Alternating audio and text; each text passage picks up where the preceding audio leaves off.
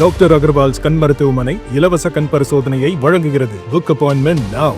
கடலூர் மாவட்டம் விருதாச்சலம் ஒழுங்குமுறை விற்பனை கூடத்தில் விளைபொருட்களை கொள்முதல் செய்யவில்லை என்றும் கொள்முதல் செய்த பொருட்களுக்கு பணம் வழங்கவில்லை எனவும் கூறி விவசாயிகள் திடீர் சாலை மறியலில் ஈடுபட்டனர்.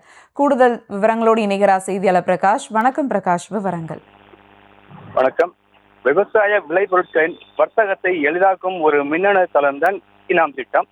இந்த திட்டத்தின் மூலம் விளைபொருட்களை அதிகமாக சந்தைப்படுத்த முடியும். அந்த வகையில் ஈனாம் திட்டத்தின் மூலம் அனைத்து பரிவர்த்தனைகளும் இருந்தால் மட்டுமே விவசாயிகளுக்கு தடையின்றி பணம் சென்றடையும் என்பதால் இந்தியா முழுவதும் இந்த திட்டம் செயல்பட்டு வருகிறது.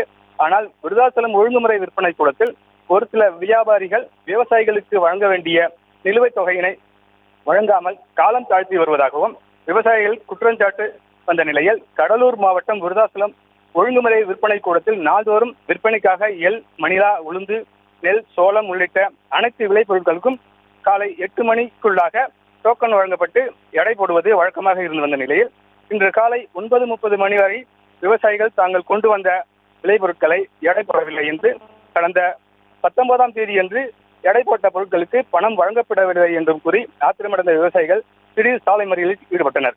அப்போது தகவல் அறிந்து அங்கு வந்த காவல்துறையினர் சமாதான பேச்சுவார்த்தை செய்தும் சாலை மறியலை கைவிடுவதால் பரபரப்பு ஏற்பட்டது.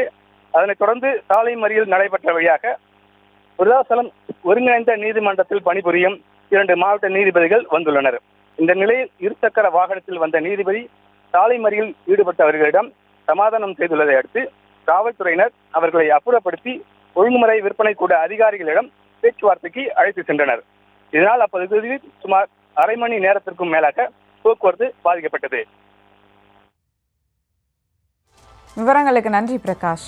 டாக்டர் அகர்வால்ஸ் கண் மருத்துவமனை இலவச கண் பரிசோதனையை வழங்குகிறது. Book appointment now.